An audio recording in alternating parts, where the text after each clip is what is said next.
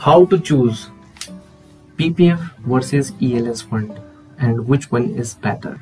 कैसे चूज करें PPF और ELS फंड में से, और ये कैसे पता लगाएं कि कौन सा ज्यादा बेटर है. And we also want to know in this video कि which one is the best tax saving fund and getting the best return, PPF fund और ELS फंड. कौन सा जो है वो ज्यादा अच्छा जो है वो रिटर्न देता है और बेस्ट टैक्स सेविंग फंड है. तो देखिए दोस्तों, मैं बताता हूं आपको कि both are tax saving funds. दोनों ही टैक्स सेविंग फंड्स हैं. ELS फंड्स जो और PPF फंड दोनों ही टैक्स सेविंग फंड है. और ELS फंड्स के जो इन्वेस्टमेंट होते हैं वो रिलाई करते हैं इक्विटी पे, और जो PPF फंड के जो इन्वेस्टमेंट है वो डेट फंड्स पर रिलाई करते हैं. आगे हम और पूरे ब्रीफ में इसके बारे में जानेंगे. और जो वोलेटिलिटी और रिस्क के मामले में अगर दोनों को देखा जाए तो जो PPF फंड है उसका जो रिस्क जो फैक्टर है वो बहुत ही लो है, और जो वोलेटिलिटी है वो बिल्कुल नेग्लिजिबल है, बिकॉज इसमें जो पैसा है आपका वो डेट फंड में लगाया जाता है तो आपको एक फिक्स अमाउंट ऑफ रिटर्न मिल जाता है.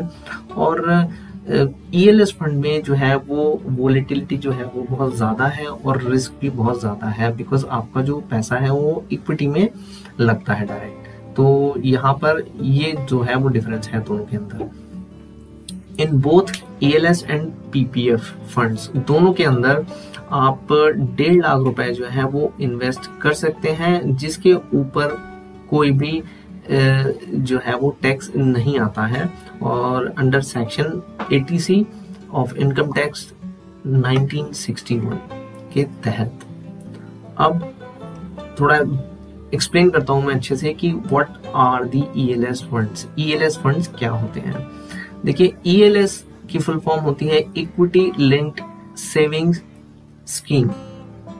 जो ELS फंड होते हैं वो इक्विटी लिंक्ड सेविंग स्कीम्स होती हैं, यानी कि उसमें जो पैसा है आपका वो डायरेक्ट इक्विटी में लगाया जाता है.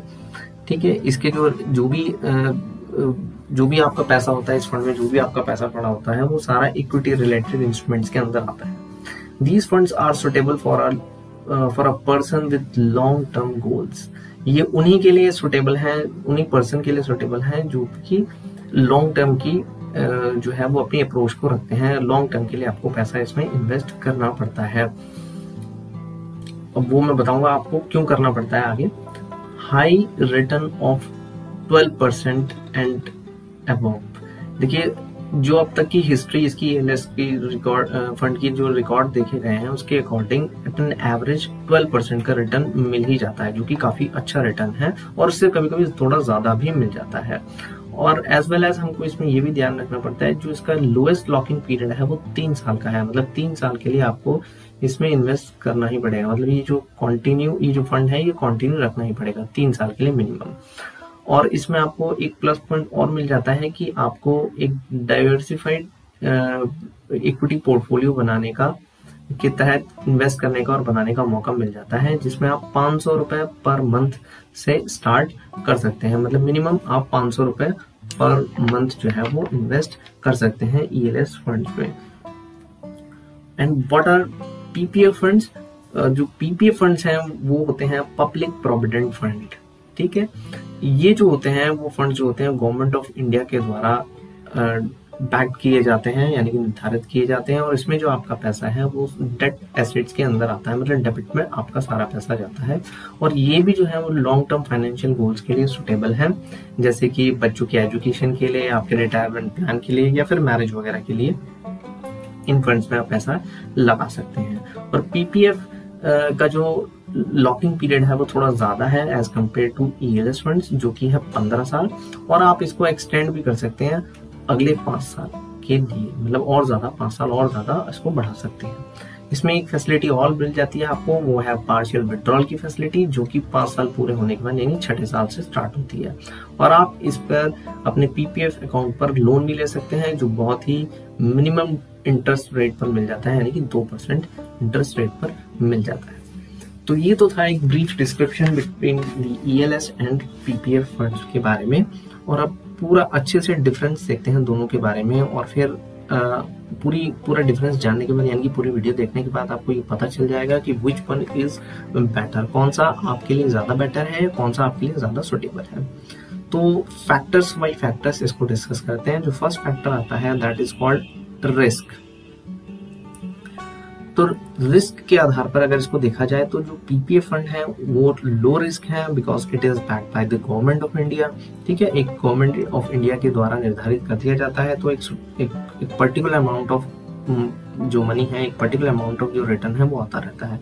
और जो ईएलएस फंड्स होते हैं वो हाई रिस्क है इसमें, because of equity related instruments, investment के थ्रू इन्वेस्टमेंट्स हैं इनके, तो उसमें जो है वो थोड़ा सा हाई रिस्क पड़ जाता है।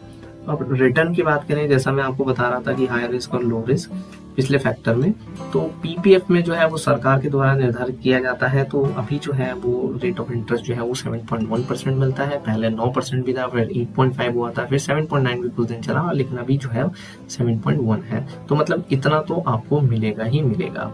और ईएलएस फंड्स में जो होता है वो रेट ऑफ इंटरेस्ट जो होता है वो आपका डिपेंड करता है मार्केट मूवमेंट्स में। ठीक है, मार्केट के मूवमेंट्स के ऊपर से, मतलब मार्केट अप है, डाउन है, मतलब बियरिश है या फिर आपका हाई है। ठीक है, तो उस पर आपको बुलिश है, तो इस पे आपको ध्यान रखना होता है। बट इट विल गिव 12% जो रिटर्न है वो आ जाता है लॉन्ग टर्म में, जो कि अब तक देखा गया है हिस्ट्री में। Next factor is tax on return. अब टैक्स ऑन रिटर्न के बारे में अगर हम बात करते हैं, जो पीपीएफ इन्वेस्टमेंट्स होते हैं वो that are totally tax free, वो जो होते हैं वो टोटली टैक्स फ्री होते हैं। और यानी कि इसमें कोई भी टैक्स नहीं आता है। और ईएलएस फंड्स जो होते हैं वो उनमें मान लीजिए आपका जो रिटर्न है वो अगर 1 लाख से ऊपर है तो आप कंसिडर हो जाएंगे लॉन्ग टर्म कैपिटल गेन, यानी कि एलटीसीजी टैक्स के अंदर आ जाएंगे। और देयरफॉर फिर आपके पास जो है वो 10% रेट ऑफ इंटरेस्ट के अनुसार आपका जो है वो टैक्स लगना उस पैसे पर स्टार्ट हो जाएगा। मान लीजिए आपने जो भी पैसा इन्वेस्ट किया हुआ है उसका जो रिटर्न है अगर मान लीजिए 1 लाख रुपए से ज्यादा आ रहा है, तो वो जो ज्यादा जो पैसा आएगा उस पर फिर 10% जो है वो एलटीजीएस लगेगा, एलटीसीजी लगेगा। और मुझे नहीं लगता कि 1 लाख जो आता है पैसा वो बहुत कम है, वो बहुत ज्यादा होता है। उससे ऊपर अगर आता है तो टैक्स देने में कोई प्रॉब्लम भी नहीं होनी चाहिए। अब फोर्थ फैक्टर की भी जो बात करते हैं, लॉकिंग पीरियड जो हम बात कर रहे थे, तो पीपीएफ फंड पे जो लॉकिंग पीरियड है वो 15 साल का है, with an optional partial withdrawal भी आप उसमें कर सकते हैं, जो कि 5 साल पूरा होने के बाद ये ऑप्शन जो है वो आपको मिलता है पार्शियल विड्रॉल का। और ईएलएस फंड में जो मिनिमम लॉकिंग टाइम है, जो मिनिमम लॉकिंग पीरियड है वो 3 साल का है। और आप उसके बाद जितना चाहें, जितनी ज्यादा लंबी अवधि के लिए चाहें उस इन्वेस्टमेंट को कंटिन्यू कर सकते हैं। फिफ्थ जो फैक्टर है आपको है that is called time horizon. तो जो पीपीएफ फंड में जो है वो टाइम होरिजन मैंने आपको बताया 15 साल का है, और विद एन एडिशनल एक्सटेंशन जो है हम उस पर बढ़ा सकते हैं 5 साल बाद। मतलब 15 साल पूरा होने के बाद हम 5 साल अपना जो पीरियड है वो और एक्सटेंड कर सकते हैं, मतलब 5 साल के लिए और ज्यादा हम इस फंड को कंटिन्यू कर सकते हैं। और ईएलएस फंड की बात अगर करी जाए तो इसमें कोई भी टाइम लिमिट नहीं है, आप जब तक चाहें तब तक आप अपना इन्वेस्टमेंट चला सकते हैं। ठीक है, बशर्ते जो आपका जो एक ये लॉकिंग पीरियड होता है, मिनिमम लॉकिंग पीरियड 3 साल का, वो तो पूरा होना ही चाहिए। And the sixth factor is volatility. तो जो पीपीएफ फंड्स हैं वो यूज होते हैं गवर्नमेंट के द्वारा, और वहां पर जो है आपको एक फिक्स रेट ऑफ रिटर्न मिल जाता है, फिक्स रेट ऑफ इंटरेस्ट मिल जाता है। तो इसीलिए वहां पर कोई भी वोलेटिलिटी का क्वेश्चन तो आता ही नहीं, मतलब वोलेटिलिटी जो है वो 0 होती है। और ईएलएस फंड में जो है वो इन्वेस्ट किया जाता है इक्विटी में। तो ये जो होते हैं, ये फंड्स जो होते हैं are subjected to market risk और फ्लक्चुएशन आप कह सकते हैं, और इसलिए इसमें वोलेटिलिटी भी ज्यादा होती है। मतलब अगर मार्केट डाउन है तो आपको ऑब्वियसली रिटर्न कम मिलेगा, अगर ज्यादा है मतलब अप है तो आपको ज्यादा रिटर्न मिलना स्टार्ट हो जाएगा।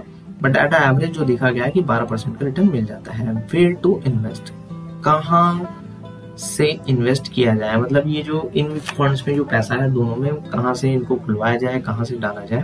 तो इसके बारे में मैं आपको बता देता हूँ। जो पीपीएफ फंड है उसमें आप बैंक और पोस्ट ऑफिस के जरिए पैसा डलवा सकते हैं। बस आपको इनमें पैसा इन्वेस्ट करने से पहले आपको एक अपना पीपीएफ अकाउंट खुलवाना पड़ेगा, जो कि कोई भी बैंक और पोस्ट ऑफिस खोल सकता है। अगर किसी बैंक में आपका अकाउंट है तो उसमें भी आप आराम से खुलवा सकते हैं।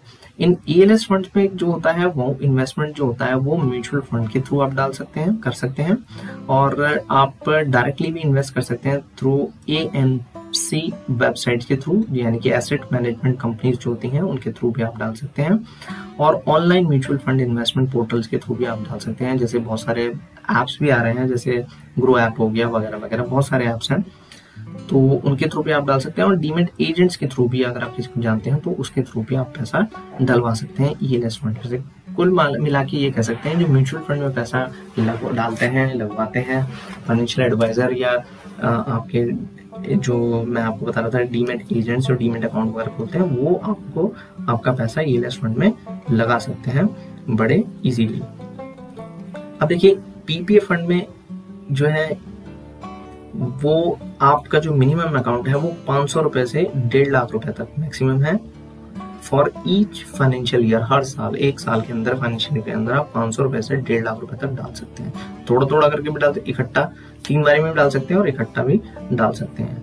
ईएलएस फंड में जो है वो आप स्टार्ट कर सकते हैं अपनी एसआईपीज, यानी कि सिस्टमैटिक इन्वेस्टमेंट प्लान जो होते हैं उसके थ्रू आप जो म्यूचुअल फंड में जिस तरीके से हम पैसा डालते हैं उसी तरीके से आप पैसा डाल सकते हैं with a minimum amount of 500 rupees, 500 रुपए से स्टार्ट करके, और ऊपर कोई लिमिट नहीं है, जितना मर्जी ज्यादा पैसा चाहे आप डाल सकते हैं ईएलएस फंड में। तो लास्ट फैक्टर जो आता है वो आता है विड्रॉल फैसिलिटी। विड्रॉल फैसिलिटी जैसे मैंने आपको बताया कि आप पार्शियल विड्रॉल कर सकते हैं पीपीएफ अकाउंट में, पीपीएफ फंड में अपना, और लेकिन 5 साल पूरा होने के बाद, आपके इन्वेस्टमेंट के जब 5 साल पूरा हो जाए तो आप विड्रॉल कर सकते हैं, पार्शियल विड्रॉल कर सकते हैं। But there is no such provision to withdrawal of money from ELS fund. कोई भी ऐसा प्रोविजन नहीं है जब तक कि आपका लॉक इन पीरियड जो 3 साल का है पूरा नहीं हो जाता ईएलएस फंड में। तो ईएलएस फंड में थोड़ा सा अपना एक अलग क्राइटेरिया है, पीपीएफ फंड्स का अपना एक अलग क्राइटेरिया है। देखिए अब एट लास्ट आपको सारे फैक्टर्स जानने के बाद ये पता चल गया होगा कि जो पीपीएफ फंड्स हैं उसमें एक डेफिनेट अमाउंट ऑफ इंटरेस्ट मिलता रहता है, ईएलएस फंड में जो है वो फ्लक्चुएशन होता रहता है। तो जो लोग यंग हैं, जिनकी उम्र 20 से 25 साल से लेकर 35 से 40 साल तक है या 35 साल तक है, तो वो तो आप अपना ईएलएस फंड में पैसा लगा सकते हैं, बिकॉज आपके पास टाइम है अभी आगे। और जिनके पास टाइम कम है, मान लीजिए 5 साल, 7 साल, 10 साल के अंदर अंदर आपको पैसा निकालना है, लगाना है, तो वो पीपीएफ फंड्स में डलवा सकते हैं, बिकॉज उसमें एक definite amount of rate of interest मिलता रहता है। और हाँ, एक चीज और आपके ऊपर भी ये निर्भर करती है, डिपेंड करती है कि कितना रिस्क फैक्टर आप झेल सकते हैं, कितनी वोलेटिलिटी आप झेल सकते हैं। तो ये आपके ऊपर है। अगर आप रिस्क कम से कम चाहते हैं और वोलेटिलिटी नहीं झेलना चाहते तो आप पीपीएफ फंड में पैसा लगा सकते हैं, और अगर आप रिस्क फैक्टर थोड़ा झेल सकते हैं, वोलेटिलिटी झेल सकते हैं, तो आप ईएलएस फंड में पैसा लगा सकते हैं। दोनों में ही आपको 1.5 लाख रुपए तक की छूट मिल जाएगी, यानी कि कोई भी टैक्स आपको नहीं देना पड़ेगा। टैक्स सेविंग फंड है, दोनों को भी आप शो कर सकते हैं जब आप अपना आईटीआर भरते हैं। तो ये सारे फायदे हैं। तो गाइज होप सो आपको अगर हमारी वीडियो पसंद आई हो तो प्लीज इस वीडियो को लाइक कर दें और मेरे चैनल को सब्सक्राइब करना तो बिल्कुल भी ना भूलें, और इस वीडियो को ज्यादा से ज्यादा लोगों में शेयर कर दें ताकि वो भी इस यूजफुल कंटेंट का फायदा उठा सके। And till the end guys, take care, bye bye.